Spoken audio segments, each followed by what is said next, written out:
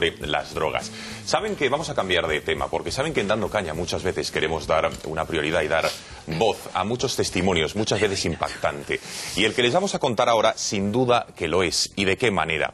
Viene hoy en la Gaceta, lo digo porque vamos a darles un breve aperitivo, no vamos a desgranar toda la historia para que tengan ustedes ocasión de comprar hoy el periódico La Gaceta y ver de qué va. Ella se llama Bárbara Castro y podríamos decir que es otra madre coraje que ha ofrecido su vida literalmente para salvar a la de su hija. De hecho, esta señora, Bárbara Castro, fue ayer enterrada en Andalucía. Ahora les diremos concretamente dónde fue. ¿Por qué? Brevemente, ahora nos lo contará Rosa Cuervas Mons, nos va a dar más detalles sobre esta historia impactante.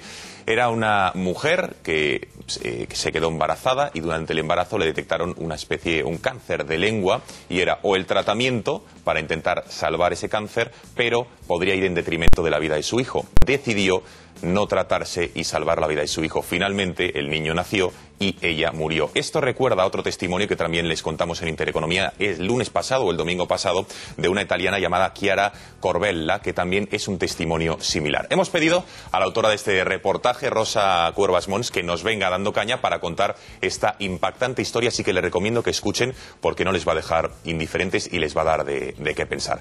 Rosa, buenas tardes. Buenas tardes, Gonzalo. Bueno, cuéntanos la historia de Bárbara Castro, un poco es la historia impactante, sin duda que llega al corazón. ¿Cómo fue? ¿Qué es lo que ocurrió? Eso es, pues es una historia, como decías, triste, pero en el fondo también una historia de amor y de esperanza, porque lo que más nos ha impresionado sobre todo ha sido hablar con su marido, pues apenas 24 horas después de la muerte de su mujer, y la serenidad que él presentaba, convencido de que lo que había pasado pues serviría para dar testimonio del amor que tuvo su mujer hacia él, hacia la hija que venía en camino y que ahora vive, se llama Barbarita. Y sobre todo una fe y un amor enorme hacia Dios. Como decías, Gonzalo, Bárbara, de tan solo 31 años, murió pues el pasado martes en Córdoba, en su ciudad natal, y murió después de haber luchado durante un periodo muy duro y vivir un auténtico calvario contra un tumor que le fue diagnosticado cuando estaba embarazada. Para no poner en riesgo la vida de su hija, pues decidió retrasar todas las pruebas, todos los tratamientos, hasta que naciera la niña. Y además, desde el primer día dijo: mi hija nacerá el día que Dios quiera, ni uno antes. Así fue, la niña nació, vino al mundo sana y pues apenas un año y medio después su madre murió, después, ya decimos, de haber luchado muchísimo. Desde la operación se quedó sin lengua y sin parte de la mandíbula. Nos decía su marido que llevaba a su mujer más de un año y medio sin comer nada y sin beber ni un vaso de agua, siempre alimentándose por una sonda en el estómago. Y en fin, es una historia dura, durísima y muy triste, pero que nos deja también la serenidad y el testimonio de amor, porque este matrimonio, que no se explica la historia de la una sin el otro, llevaban 11 años de novios cuando se casaron en 2009, hace menos de 3 años, y tenían la vida, decían que siempre habían soñado cuando supieron que iban a ser padres.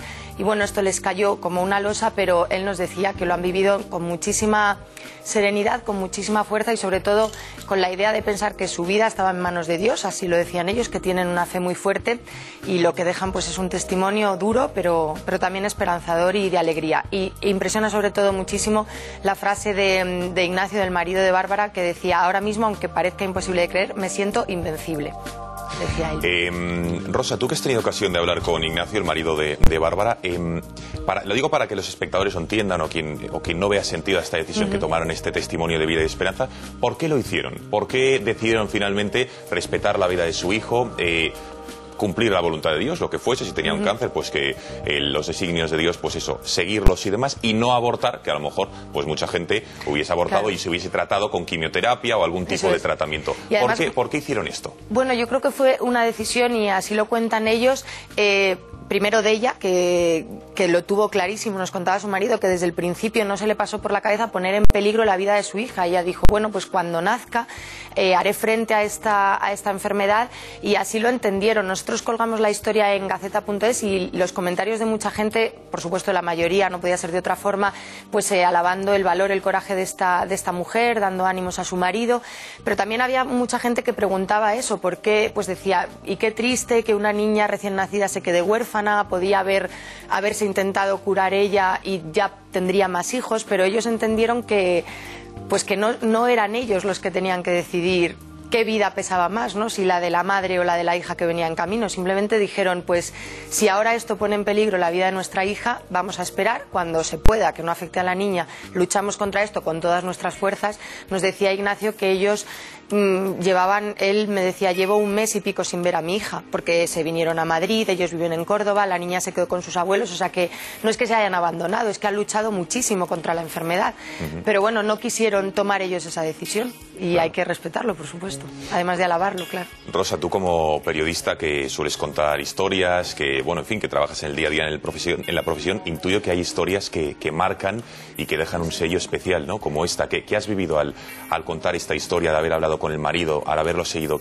Pues sobre todo a mí... ¿Cómo lo has vivido como periodista? Sí, y pues, también como persona. Sí, como persona con pena, la verdad, muchísima.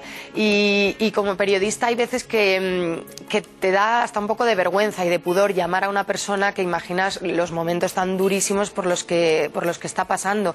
Entonces contactamos con la delegación de medios del Obispado de Córdoba, porque Bárbara era periodista y trabajaba allí, y pues que nos habíamos enterado de la historia, queríamos saber más información para contarla, siempre con el permiso de la familia, y nos dijeron, está aquí su marido, vamos a preguntarle y llamadnos dentro de 5 minutos por si quiere hablar. Y de verdad que impresiona la serenidad dentro del dolor que vive, y nos decía que ellos, tanto su mujer como él, tenían clarísimo que tanto si la historia acababa bien, que era por lo que ellos rezaban día y noche, nos decían, como se acababa mal, era una historia que ellos entendían que habría que contar, porque al final es un testimonio de fe, y para la gente que tiene fe, ¿no? y que tiene un sentido trascendente de la vida, pues son historias que es importante conocer. Entonces él, digamos que entendía, que incluso lo veía como cierto homenaje hacia su mujer, contar la valentía, el amor que demostró, la serenidad y sobre todo esa enorme generosidad hacia su hija.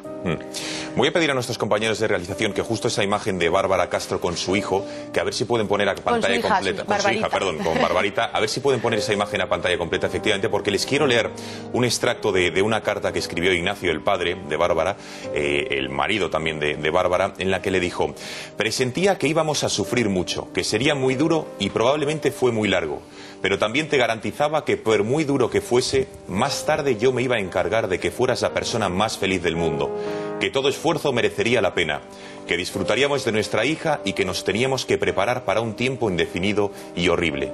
Ganaremos, vida mía, ganaremos. Hoy nos queda lo más difícil, buscarle sentido a todo esto que nos ha pasado. Sin duda, Rosa, el contenido de esta carta, este extracto que se publica en la Gaceta, es, bueno, conmovedor, ¿eh? Sí, él ha escrito ese es un fragmento de una carta que él ha escrito y que leyó en el funeral de su mujer, pues hablando con ella, ¿no? Y preguntándose pues por qué les ha pasado esto, que es una pregunta pues logiquísima en estos momentos, pero también diciendo que tiene claro que él y la niña que ha nacido gracias a la valentía de Bárbara, pues que tienen una misión muy importante. Decía, ahora solo me preocupa ser capaces de honrarte como te mereces, y, o sea, que seamos capaces, tu hija y yo, le decía el marido, y sentirnos tan orgullosos como estamos de ti. Pues Rosa, muchísimas gracias por habernos acercado a Dando Caña a todos los espectadores esta historia de esperanza, de vida tan conmovedora como es la historia de Bárbara y de su marido. Pues sí. Muchas gracias, buenas tardes. Gonzalo. Bueno, yo creo que sobran las palabras, pero intuyo que, como a mí, les habrá llegado al corazón. No sé si quieren hacer algún tipo de reflexión o, bueno, o ser el altavoz de cómo les ha llegado a cada uno de ustedes. No sé si les merece. Pues es un caso de altruismo, y en esta época, bueno, todas las épocas, pero en esta época se agradecen mucho los casos de altruismo, que los ha habido siempre en la historia, son los héroes. Lo que pasa es que ahora hemos dado en decir que los héroes son solo deportivos, ¿no? Pues los héroes también son este tipo de personas, como de forma anónima, sin llegar a tanto.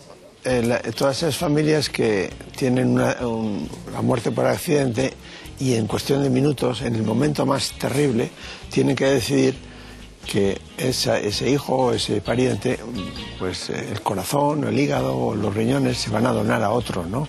Son casos de altruismo extraordinarios que conviene resaltar, ya digo, en época de crisis. Y que muestran hasta qué punto los padres, y especialmente las madres, pueden llegar a querer a sus hijos como para dar literalmente su vida por ellos. Nos estamos acostumbrados nosotros a analizar cosas que pasan a diario, ¿no? Y a mí este tipo de noticias me suelen dejar con una especie de batido de emociones. Confieso que me ha emocionado la historia, como no podía ser de otra manera, y solamente la puedo enfocar y entender desde ese amor de madre, por un lado, y por otro lado, desde el cambio que supone en una familia cuando se produce el acontecimiento de la enfermedad irreversible, cómo cambia radicalmente el esquema de valores de esa unidad familiar, y entonces se producen comportamientos que, bueno, los calificabas de heroicidad, y es verdad que lo son, ¿no? En definitiva, lo que hacen es dar la vuelta por completo al esquema de valores de esa familia y bueno, pues tener un comportamiento que a los demás nos deja sobrecogidos, ¿no? No tengo nada que añadir. Muy bien, pues con este testimonio, que también yo creo que en Dando Caña es muy necesario este tipo de testimonios de esperanza, de vida, también que salgan a la luz, porque muchas veces lo que decía Yáñez, solo contamos la actualidad política, lo más inmediato, y así que yo creo que era necesario contar esta historia de vida humana y de esperanza.